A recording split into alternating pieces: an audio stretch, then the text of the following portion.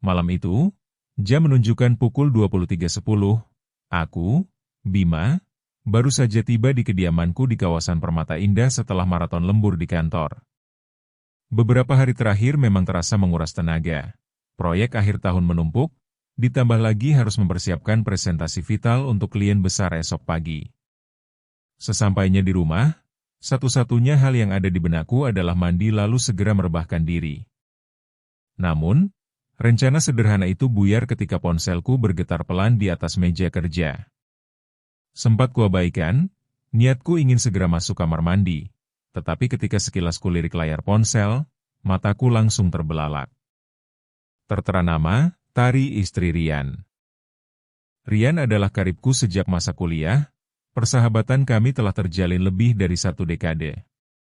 Meskipun kesibukan seringkali menghalangi pertemuan, kami masih rutin saling berkabar melalui pesan singkat atau telepon. Yang membuatku heran malam itu adalah mengapa justru Tari, istrinya, yang menelepon. Kupikir mungkin ada hal penting, namun saat kuangkat dan baru sempat mengucapkan, "Halo, Assalamualaikum Mbak Tari," suara di seberang sana langsung memutus panggilan. Aku terdiam sejenak, belum sempat bertanya ada apa. Teleponnya malah dimatikan. Sekilas terlintas pikiran bahwa mungkin Tari salah tekan nomor. Bisa saja ia hendak menelepon orang lain bernama Bima, nama yang cukup lazim di kotaku, dan namaku pasti terdaftar di deretan atas kontak ponselnya. Jadi, aku memutuskan untuk tidak terlalu ambil pusing. Mungkin memang hanya salah sambung. Aku menaruh kembali ponsel ke meja dan melangkah menuju kamar mandi. Namun, belum juga sempat membasahi tubuh, dering ponsel kembali menggema, kali ini lebih keras dan mengejutkan. Lagi-lagi, nama di layar menunjukkan Tari, istri Rian. Sempat terpikir untuk tidak menjawab, tetapi panggilan itu terus berulang. 2, 3, hingga 4 kali. Akhirnya, pada panggilan kelima, aku mengangkatnya juga. "Waalaikumsalam Mas Bima, maaf ya. Ini benar nomornya Mas Bima teman Mas Rian?" Suara Tari terdengar agak ragu. "Iya, Mbak. Ini saya Bima." "Ada apa ya, Mbak? Kok tumben menelepon malam-malam?" tanyaku langsung. Ia terdiam sejenak, lalu terdengar suaranya kembali, agak pelan. "Mas Bima bisa ke rumah kami malam ini?" Aku mengernyit. "Malam ini, Mbak? Sekarang sudah hampir tengah malam. Saya juga baru sampai rumah dan belum makan apapun. Bisa besok pagi saja?" Namun, suaranya terdengar lebih mendesak. "Tolong, Mas. Ini permintaan dari Mas Rian sendiri. Katanya cuma Mas Bima yang bisa datang malam ini." Aku semakin bingung, antara lelah dan penasaran. Aku mencoba bertanya lebih jauh, "Ada apa memangnya, Mbak? Apa Mas Rian sakit, atau kenapa?" Namun, bukannya menjawab, Tari malah kembali memutus telepon, kali ini tanpa penjelasan sama sekali. Aku merespons dengan mencoba menghubunginya kembali, tetapi tak pernah diangkat. Bahkan saat kukirim pesan WhatsApp, hanya centang 1.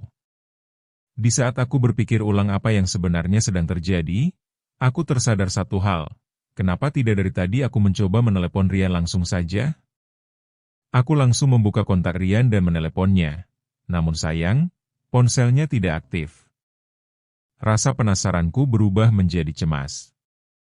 Secepat mungkin aku mandi, mengganti pakaian, lalu bergegas keluar. Malam itu aku bahkan membatalkan niat mencari makan. Hatiku tak tenang, panggilan dari Tari terasa bukan sekadar kesalahan teknis. Ada sesuatu yang ingin mereka sampaikan, dan entah kenapa, perasaanku mengatakan hal itu penting. Aku belum tahu bahwa malam itu akan menjadi awal dari sesuatu yang tak pernah aku bayangkan sebelumnya. Perjalanan penuh misteri. Perjalanan malam itu terasa lebih sunyi dari biasanya. Jalanan kota mulai sepi, lampu jalan sesekali menyala redup, seolah ikut menjaga rahasia malam. Aku mengendarai motor dengan kecepatan sedang, membiarkan angin dingin menyapu wajahku, berharap bisa sedikit menjernihkan pikiranku yang penuh tanya. Apa yang sebenarnya terjadi di rumah Rian? Rumah Rian berada di pinggiran kota, sekitar 30 menit dari tempat tinggalku. Kami dulu sering menghabiskan waktu bersama di sana, terutama saat aku masih bekerja di kantor yang sama dengannya. Namun, setelah Rian memilih untuk bekerja freelance dan aku pindah ke perusahaan konsultan swasta, intensitas pertemuan kami menurun drastis. Itu sebabnya aku benar-benar tak menyangka malam ini aku akan kembali ke rumah itu. Jam menunjukkan pukul 00.28 saat aku memarkir motor di depan gerbang rumah Rian. Halaman rumahnya gelap, hanya diterangi satu lampu teras yang temaram. Aku sempat ragu untuk mengetuk pintu, tetapi belum sempat melangkah, pintunya sudah terbuka. Di sana berdiri Tari. Penampilannya langsung membuat langkahku terhenti sejenak.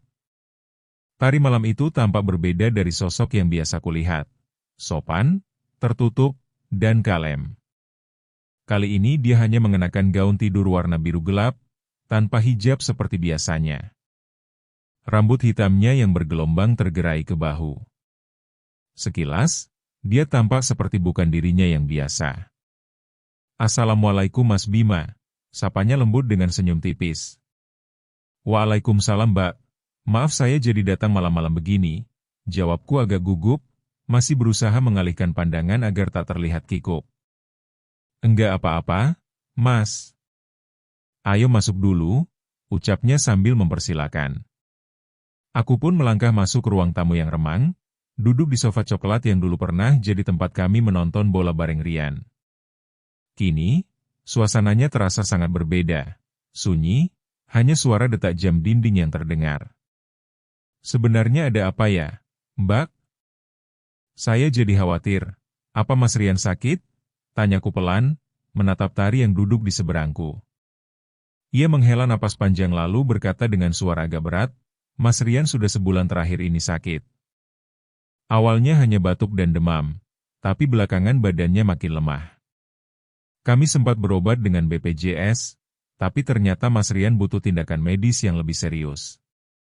Dokter menyarankan operasi, dan biayanya sangat besar, Mas."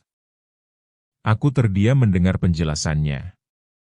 Jantungku mulai berdebar, rasa penasaranku berubah menjadi iba. "Kenapa nggak kasih tahu saya dari dulu, Mbak? Saya kan bisa bantu," ucapku. Tari menunduk. Kami sempat berpikir bisa mengatasi sendiri.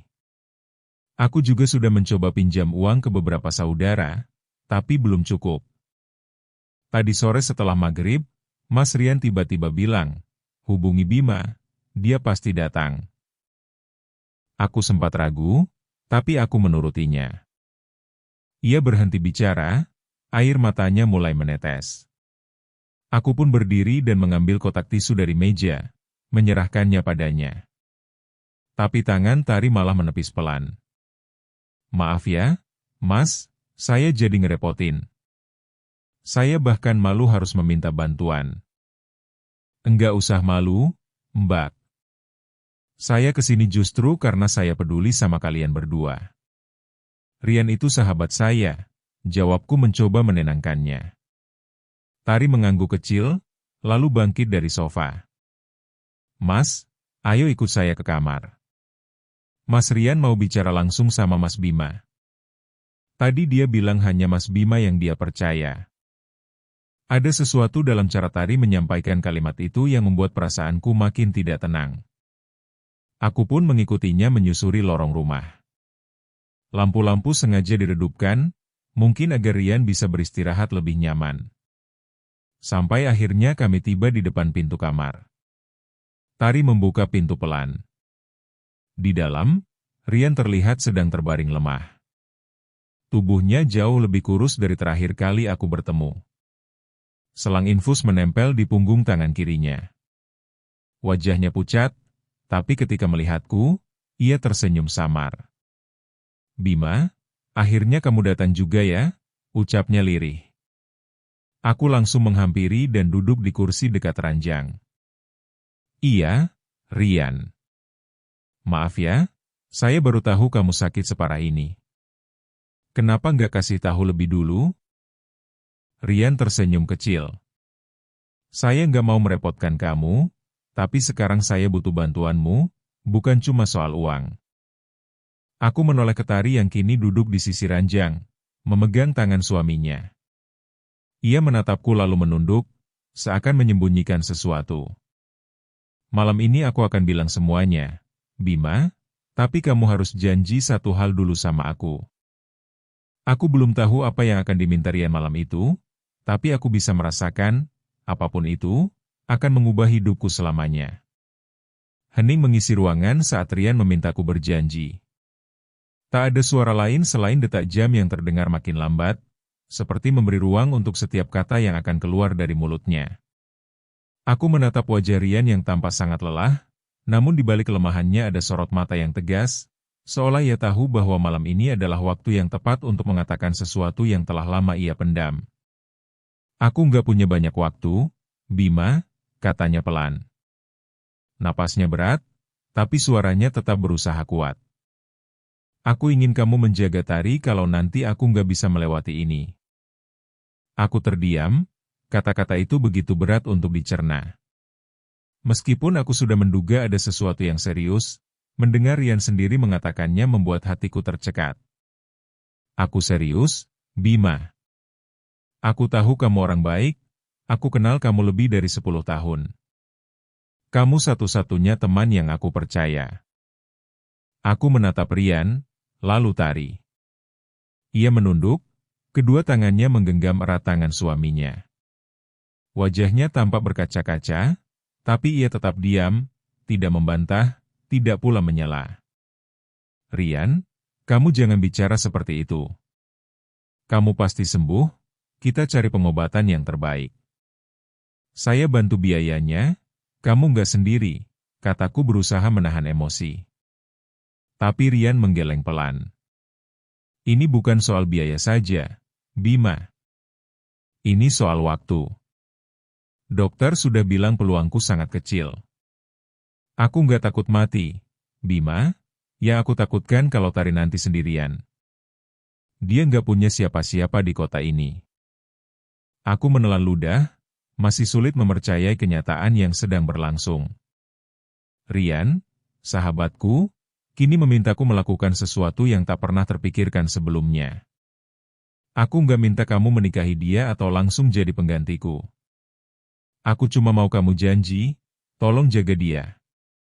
Pastikan dia nggak terluka, nggak kekurangan, dan bisa terus hidup dengan tenang setelah aku pergi. Aku menunduk, tak tahu harus menjawab apa. Saat itu, Rian meraih tanganku. Tangannya dingin dan lemah, tapi genggamannya penuh makna. Kemudian ia menggenggam tangan Tari dan menyatukan tangan kami berdua. Tanganku kini berada di antara tangan mereka. Tari, aku tahu ini berat buatmu, tapi kamu tahu aku nggak akan menyerahkan kamu ke siapapun selain orang yang paling aku percaya. Dan itu cuma Bima. Tari mengangkat wajahnya perlahan, dan untuk pertama kalinya malam itu mata kami bertemu. Matanya berkaca-kaca. Ia tak berkata apapun, tapi dari sorot matanya aku bisa melihat antara duka, ketakutan, dan mungkin pengakuan akan kenyataan yang tidak bisa dielakkan. Aku menghela napas panjang, lalu berkata lirih, aku janji, Rian. Aku akan jaga Tari. Aku akan pastikan dia baik-baik saja, apapun yang terjadi nanti. Setelah mendengar jawabanku, Rian memejamkan mata perlahan. Wajahnya terlihat lebih tenang. Ia tak berkata apa-apa lagi malam itu, hanya terus menggenggam tangan kami sebelum akhirnya tertidur. Aku dan Tari tetap duduk di sampingnya dalam diam, tak ada yang berani memecah suasana sampai akhirnya Tari berdiri dan berkata, Mas, kamu duduk di ruang tamu dulu ya, aku mau bantu Mas Rian istirahat.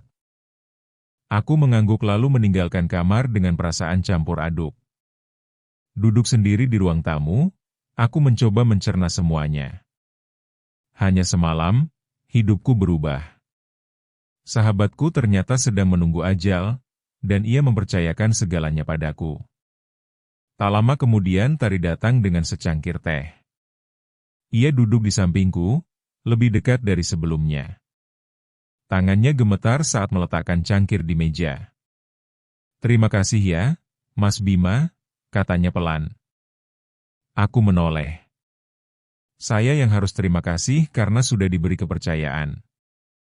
Tapi, Mbak Tari, saya cuma ingin tahu satu hal. Apa itu, Mas? Sebenarnya Mbak sendiri, apa yang Mbak rasakan dengan permintaan Mas Rian tadi? Tari diam cukup lama sebelum menjawab. Awalnya aku kaget, tapi jujur Mas, aku pun takut. Aku takut kehilangan dia. Tapi kalau memang itu sudah kehendak Tuhan, aku juga harus belajar menerima. Dan kalau Mas Bima benar-benar mau menjaga aku seperti kata Rian, mungkin aku bisa merasa lebih tenang menjalani semuanya. Aku menatapnya, dan entah mengapa, di balik kesedihan malam itu, aku merasa ikatan di antara kami mulai terbentuk. Bukan karena cinta, tapi karena amanah dan karena rasa hormat yang tumbuh dari luka yang sama. Malam itu aku pulang dengan hati yang berat, tapi satu hal pasti, kehidupan kami bertiga takkan pernah sama lagi setelah malam itu. Titik balik kehidupan. Sudah 2 minggu sejak kepergian Rian. Hari itu, tepat pukul 10 pagi, Rian menghembuskan napas terakhirnya di rumahnya sendiri, ditemani oleh Tari dan aku. Tak ada kata perpisahan darinya, hanya ekspresi damai di wajahnya yang menjadi penanda bahwa ia telah menyelesaikan segalanya dengan tenang. Pemakaman berjalan dengan hikmat. Banyak rekan kerja lama, tetangga, bahkan teman-teman masa kuliah Rian datang untuk memberikan penghormatan terakhir. Namun, yang paling membekas dalam ingatanku adalah pelukan Tari yang erat saat jenazah Rian dibawa ke liang lahat. Ia menangis dalam diam, bukan tangisan yang histeris, melainkan tangisan seorang istri yang benar-benar kehilangan bagian jiwanya. Sejak saat itu, aku beberapa kali datang ke rumah Tari. Bukan hanya untuk memastikan kebutuhannya terpenuhi, tapi juga karena ada sesuatu dalam diriku yang tak bisa dijelaskan. Rasa tanggung jawab itu bukan hanya datang dari janji yang pernah kuucapkan di hadapan Rian, tapi juga dari hubungan yang perlahan mulai terjalin antara aku dan Tari, sesuatu yang tumbuh dari luka yang sama. Hari itu genap 40 hari setelah Rian meninggal. Tari memintaku datang ke rumah. Seperti biasanya, ia menyambutku di depan pintu dengan senyuman yang lembut. Kali ini mengenakan gamis abu-abu dan kerudung panjang. Wajahnya mulai kembali cerah, meski di matanya masih ada bayang-bayang duka yang belum sepenuhnya hilang. Mas Bima, terima kasih sudah datang lagi. Aku sebenarnya ingin bicara sesuatu, katanya ketika kami duduk berdua di ruang tamu. Aku menatapnya dengan tenang. Silakan, Mbak. Saya di sini untuk mendengarkan. Tari menggenggam tangannya sendiri lalu berkata, aku sering memikirkan pesan terakhir Mas Rian. Aku tahu dia mempercayai kamu, dan aku pun merasakannya. Tapi aku juga tidak ingin kamu merasa terpaksa menjalani amanah yang dia tinggalkan. Aku terdiam sesaat, lalu tersenyum. Mbak Tari, saya memang datang ke sini karena janji, tapi saya terus kembali karena rasa. Saya juga nggak tahu kapan tepatnya, tapi setiap saya melihat Mbak, saya merasa ingin menjaga, bukan karena Rian, tapi karena saya sendiri. Tari menunduk, air matanya mengalir pelan. Kalau begitu, aku juga ingin kamu tahu, aku siap melangkah lagi, meskipun hatiku belum sepenuhnya sembuh. Aku tahu tidak semua kehilangan harus diikuti dengan kehancuran. Aku menarik napas panjang. Mbak, saya tahu ini bukan perjalanan yang mudah, tapi kalau Mbak izinkan, saya ingin menemani setiap langkah itu. Tak ada jawaban langsung, hanya tatapan Tari yang penuh makna. Namun dalam diam kami, ada kelegaan, ada semacam persetujuan tanpa kata. Beberapa bulan kemudian, aku resmi melamar Tari. Kami tidak membuat pesta besar, hanya akad sederhana di rumahnya, disaksikan keluarga dan sahabat dekat. Tidak ada gaun mewah, tidak ada dekorasi glamor, Tapi hari itu aku merasa seperti laki-laki paling beruntung di dunia, karena aku menikahi perempuan yang tidak hanya baik hati, tapi juga pernah mencintai sahabat terbaikku dengan sepenuh jiwa. Setelah menikah, aku dan Tari memutuskan untuk tetap tinggal di rumah yang dulu menjadi saksi kehidupan mereka berdua. Di sana, kami membangun hidup baru, perlahan-lahan menata ulang setiap ruang. Bukan untuk melupakan Rian, tapi untuk memberi ruang bagi kenangan yang lebih luas, kenangan yang tidak hanya milik masa lalu, tapi juga harapan masa depan. Setiap malam ketika kami duduk di teras rumah, memandang langit yang sama, aku sering mengingat Rian. Dalam hati aku berkata, "Kawan, aku tidak akan pernah menggantikanmu, tapi aku akan menjaga segala yang kau titipkan dengan sepenuh hati." Kini hidup kami berjalan dalam ritme yang baru. Tari mulai membuka usaha kecil dari rumah, sementara aku tetap bekerja di kantor. Hubungan kami bukan sekadar hubungan suami istri, tapi juga persahabatan, kepercayaan, dan rasa saling menghormati. Kami menyayangi satu sama lain bukan karena kehilangan, tapi karena saling menemukan. Dan setiap kali seseorang bertanya, bagaimana kami bisa bersama? Aku hanya menjawab, karena ada janji yang harus dijaga. Dan dari janji itu tumbuh cinta yang tak pernah kami sangka akan datang. Nah, itu tadi cerita seru hari ini, Bos. Kalau kamu senyum, ketawa, atau malah jadi ingat sesuatu pas nonton, jangan pelit-pelit ya. Klik subscribe, biar nggak ketinggalan kisah lainnya. Dan share video ini ke teman, saudara, atau siapa aja yang butuh hiburan ringan buat nemenin harinya. Sampai ketemu di episode selanjutnya.